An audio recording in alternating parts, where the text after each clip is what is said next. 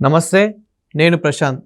ఏపీలో కూటమి ప్రభుత్వం వచ్చి ఏడాది పూర్తి చేసుకోగా చంద్రబాబు గారు ఏమైనా రివర్స్ ఆపరేషన్ చేస్తున్నారా? ఈ ఆపరేషన్ సందర్భంగా తొలి అడుగు మరి వేస్తున్నారా అనే విషయాలు అయితే తెలుసుకుందాం. దీని గురించి అయితే మాట్లాడేందుకు ప్రస్తుతం మనతో పాటు సీనియర్ జర్నలిస్ట్ సిఎస్ రావు గారు ఉన్నారు. నమస్తే అండి.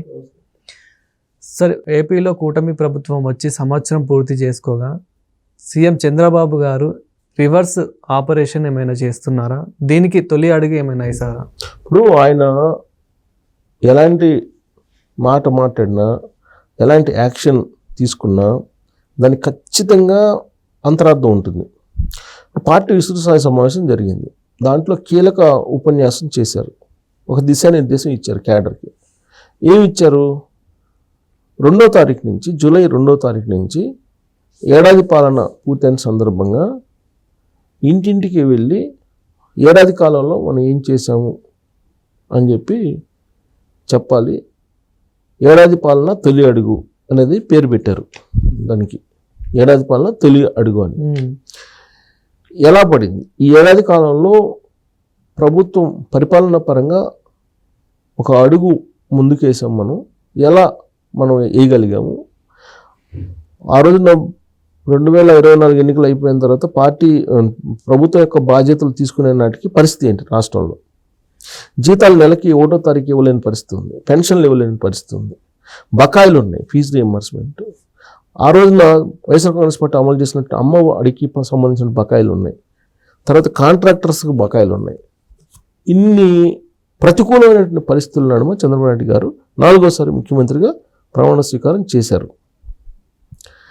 చేసిన తర్వాత ఒకవైపు మేనిఫెస్టోలో పెట్టినటువంటి సూపర్ 6లను అమలు చేయడానికి ప్రయత్నం చేస్తూ, ఇంకొక వైపు పాత బకాయిలన్నింటినీ కూడా చెల్లించుకుంటూ వస్తూ అభివృద్ధి దిశగా మళ్ళా అడుగులు ఎలా వేస్తున్నాము, ఇది మీరు వివరించాలి.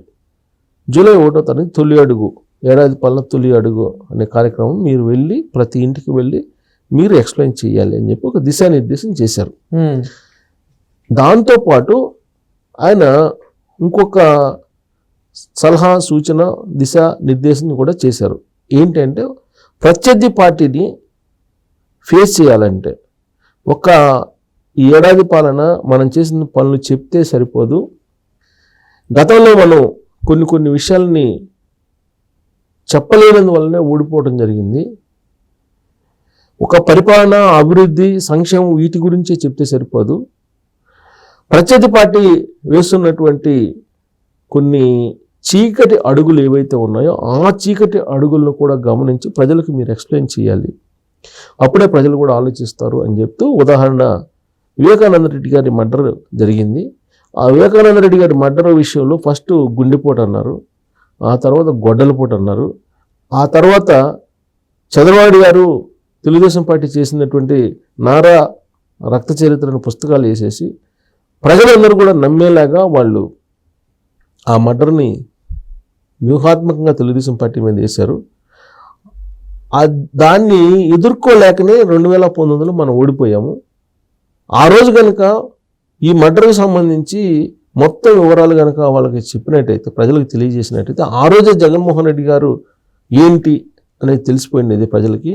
బట్ అది తెలియజేయటంలో మనం పొరపాటు పడ్డాం, తెలియచేయలేకపోయాం ప్రజలకి. అవతల వైపు నుంచి ఒక పేపరు, మీడియా, ఛానలు ఇవన్నీ ఉన్నాయి, ప్రజల్లోకి తీసుకెళ్లారు వాళ్ళు. ప్రజలు నమ్మారు. ఎందుకు నమ్మారు?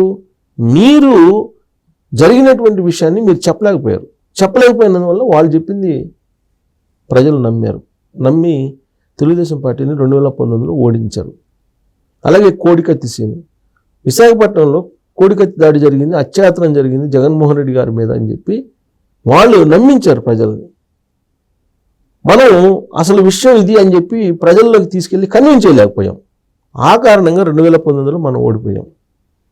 కాబట్టి ప్రత్యర్థులు ఏ విధమైనటువంటి వ్యూహాలు రన్నుతున్నారో వాటిని గమనించండి, వాటి గురించి ప్రజలకు తెలియజేయండి. 2024 ఎన్నికల్లో గులకరాయి ప్రయోగం జరిగింది, గులకరాయి ఎపిసోడ్ నడిపారు, కానీ ప్రజలు నమ్మల. ఎందుకు నమ్మలేదు? ఆ రోజున కోడికత్తి అలాగే బాబాయ్ మర్డర్కి సంబంధించినటువంటి అంశాలు బయటకు వచ్చాయి, సిబిఐ ఎంక్వైరీ చేసి బయటకు వచ్చాయి. కాబట్టి ఈ గులకరాయి ఎపిసోడ్ నమ్మల. సో కాబట్టి ప్రత్యర్థి ఏ విధంగా ప్రభుత్వాన్ని బదనాం చేయాలనుకుంటున్నారో మీరు గమనించండి. దానికి తగిన విధంగా మీరు ఆపరేషన్ చేయండి, రివర్స్ ఆపరేషన్ చేయాలి. రివర్స్ ఆపరేషన్ చేయకపోతే మీరు ఎన్ని చేసినా, ప్రభుత్వం వైపు నుంచి నేను ఎన్ని చేసినా, ఎంత అభివృద్ధి చేసినా, ఎన్ని సంక్షేమ పథకాలు అమలు చేసినా వీటికన్నా కూడా అవి ఎక్కువగా పనిచేస్తున్నాయి. కాబట్టి మీరు ఇంటింటికి వెళ్ళినటువంటి సందర్భంగా, వెళ్తున్నటువంటి సందర్భంగా మీరు సంక్షేమం, అభివృద్ధి వీటి గురించి చెప్తూ అటువైపు నుంచి ఆ పార్టీ ఎంత దుర్మార్గంగా వ్యవహరిస్తుందో కూడా తెలియచేయండి అని చెప్తూ 2 అంశాలను ప్రధానంగా ప్రస్తావించారు. ఒకటి, డ్రగ్స్కి సంబంధించినటువంటి వ్యాపారం ఇవాళకి కూడా వాళ్ళు చేస్తూ ఉన్నారు కొంతమంది. దానికి అవతలకు ప్రత్యర్థి పార్టీకి సంబంధించినటువంటి అధిష్టానంలో ఉండేటువంటి కీలకమైన లీడర్లే వాటికి నాయకత్వం వహిస్తున్నారు. అలాగే డ్రగ్స్కి సంబంధించినటువంటి ఫ్లెడ్లర్స్కు కూడా ఆ పార్టీకి సంబంధించినటువంటి వాళ్ళు ఉన్నారు. ఆంధ్రప్రదేశ్లో ఉన్నటువంటి యువతను మత్తులో ముంచేసి వీళ్ళు విదేశాలకి డబ్బులు తరలించేటువంటి దుర్మార్గపు చర్యలు చేస్తున్నారు. అలాగే మైనింగ్కి సంబంధించి, ల్యాండ్కి సంబంధించి, లిక్కర్కి సంబంధించి ఇలా వాళ్ళు ఏం చేశారు అనేది కూడా మీరు ఎక్స్ప్లెయిన్ చేయాలి. ప్రజలకి చెప్పాలి, వాస్తవాలని మీరు చెప్పాలి. మనం ఏం చేస్తున్నామో అది చెప్పలేకపోతున్నాము. అలాగే అవతల పార్టీ చేసేటువంటి కుట్రలను తిప్పి కొట్టలేకపోతున్నాము. అందుకే మనం 2019లో ఓడిపోయాము. అలాగే 2009లో కూడా అలాగే ఓడిపోయాము. 2004లో కూడా అలాగే ఓడిపోయాము. అలాగే అంతకు ముందు కూడా మనం చేసింది చెప్పుకోలేకపోయిన కారణంగానే, పూర్తి స్థాయిలో ప్రజల్ని కన్విన్స్ చేయలేకపోయిన కారణంగానే ఓడిపోయాము. అలాంటి పరిస్థితి 2029లో రాకూడదు, ఎట్టి పరిస్థితిలో రాకూడదు. వస్తే వైకుంఠపాలి అయిపోతుంది, వైకుంఠపాలి గేమ్ లాగా అయిపోతుంది, రాష్ట్రం నష్టపోతుంది. కాబట్టి ఆ నష్టం జరగకుండా నివారించాల్సిన బాధ్యత కేడర్ మీద, లీడర్ల మీద ఉంది. ఈ రివర్స్ ఆపరేషన్లో వాళ్ళు చేసిన యాక్టివిటీస్ని, అసాంఘిక కార్యక్రమాలు కానీ లేదంటే కుట్రలను కానీ ఎదుర్కోకపోతే అభివృద్ధి, సంక్షేమం ఇవన్నీ వెనక్కిపోతాయి. భావోద్వేగాలను రెచ్చగొట్టే ప్రయత్నం చేస్తారు. కుల రాజకీయాలు, మత రాజకీయాలు ఇవన్నీ వాళ్ళు చేయటానికి సిద్ధపడ్డారు. కాబట్టి గతంలో అనేక మంది లీడర్లను ఫేస్ చేశాను. కానీ ఇప్పుడున్నటువంటి ప్రత్యర్థి పార్టీకి సంబంధించిన లీడర్ వేరు, ప్రత్యర్థి పార్టీకి సంబంధించినటువంటి వ్యూహాలు వేరేగా ఉన్నాయి. వాటిని మీరు గమనించండి. వాటిని గమనించి వాటిని ఎప్పటికప్పుడు తిప్పి కొట్టాలి. మీరు ప్రజలకు కన్విన్స్ చేయాలి, ప్రజలకు తెలియజెప్పాలి. వాస్తవాలు ఏంటనేది ప్రజలకు చెప్పాలి. మనం ఎన్ని చేసినా కానీ వాస్తవాలు కనుక చెప్పకపోతే వాళ్ళ కుట్రల్లో అందరూ మునిగిపోవాల్సిందేను. రాష్ట్రం కూడా మునిగిపోతుంది, ఇప్పటికే మునిగిపోయింది. సో ఆ తప్పు మరొకసారి చేయకూడదు. 2019లో చేసినటువంటి తప్పు మళ్ళీ చేయకూడదు.